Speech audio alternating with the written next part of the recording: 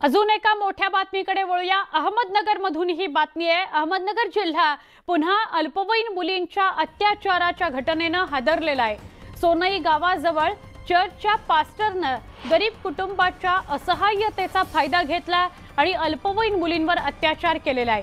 तुझ्या कुटुंबावर मुलींमध्ये असलेल्या सैतानामुळे संकट आलेलं आहे, त्यामुळे त्यांना धार्मिक स्थळी पाठवा असं सांगण्यात आलं आणि एका महिन्यापासून 5वीत शिकणाऱ्या 10 वर्षाच्या 2 मुलींवर भीती दाखवत अत्याचार करण्यात आला।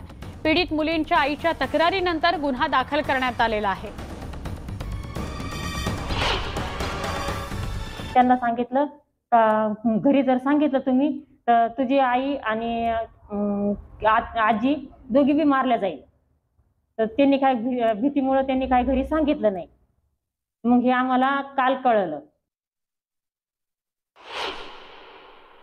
फक्त गुन्हा दाखल होऊन फायदा नाही, या पास्टरांना कडतल्या कडक शिक्षा झाली पाहिजे। राज्य सरकारने धर्मांतरावर कायदा केला पाहिजे।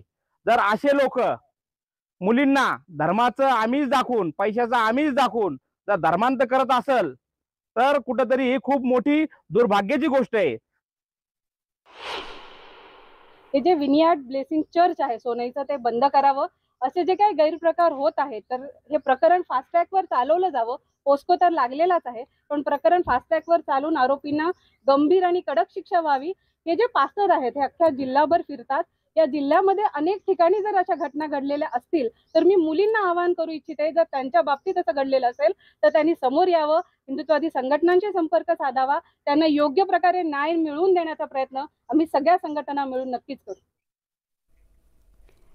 अहमदनगर मधलीच पुढची बातमी आहे। दोघा अल्पवयीन मुलींवर अत्याचार झाला याच्या निषेधार्थ हिंदुत्ववादी संघटना रस्त्यावर उतरल्या। सोनईमध्ये ही घटना घडली आहे। भव्य मोर्चा काढत दोषींवर कडक कारवाईची मागणी करण्यात आलेली आहे। या मोर्चात मोठ्या संख्येने नागरिक रस्त्यावर उतरले। त्यांनी पोलीस स्टेशनवर हा मोर्चा काढला। यावेळी धर्मांतर विरोधी कायदा करण्याची मागणीही करण्यात आली। आमचे प्रतिनिधी हरीश दिमोटे यांना विचारूया। हरीश, घडलेली घटना अत्यंत गंभीर आणि संतापजनक आहे। आईने तक्रार केल्यावर हा सगळा प्रकार समोर आला आणि त्याच्या विरोधात सगळी जनता सोनईची एकवटली आहे। काय अपडेट? सुवर्ण, नक्कीच आपण आत्ताच काही वेळापूर्वी आईने जे सांगितलंय अतिशय धक्कादायक असं आहे आणि गरिबीचा फायदा घेऊन कुठेतरी धर्मांतराचा प्रकार जो आहे तो नगर जिल्ह्यामध्ये सुरू आहे। काही दिवसापूर्वी आपण लव्ह जिहादच्या बाबतीमध्ये खरं तर मोठा आवाज उठवलेला होता। अनेक घटना समोर आलेल्या होत्या। श्रीरामपूर असेल, कोपरगाव असेल, उमरे गाव असेल, अनेक ठिकाणी लव्ह जिहादचे प्रकरण घडत होते आणि त्यातनं धर्मांतर होत होतं। हे जे प्रकरण आहे हे थोडंसं वेगळं आहे, मात्र अतिशय गंभीर आहे।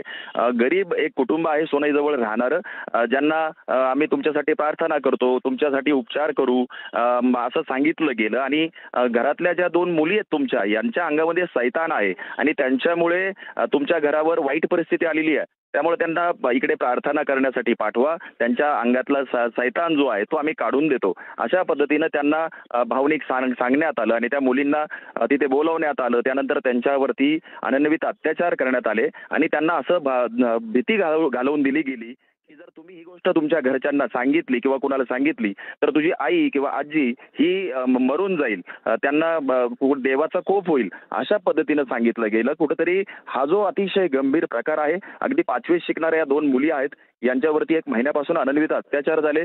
जेव्हा हिंदुत्ववादी संघटनांना ही गोष्ट कळाली त्यानंतर त्यांनी जो आवाज उठवला आणि आता गुन्हा दाखल झालेला आहे। 3 आरोपी गजाआड झालेले आहे, ज्यामध्ये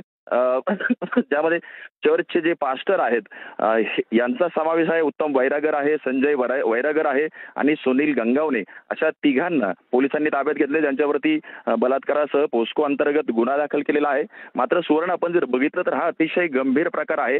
अशा पद्धतीनं काही आणखी मुलींना त्यांनी फसवलंय का, आणखी काही लोक यामध्ये सहभागी आहेत का, याचा खरं तर सखोल तपास होणं गरजेचं आहे।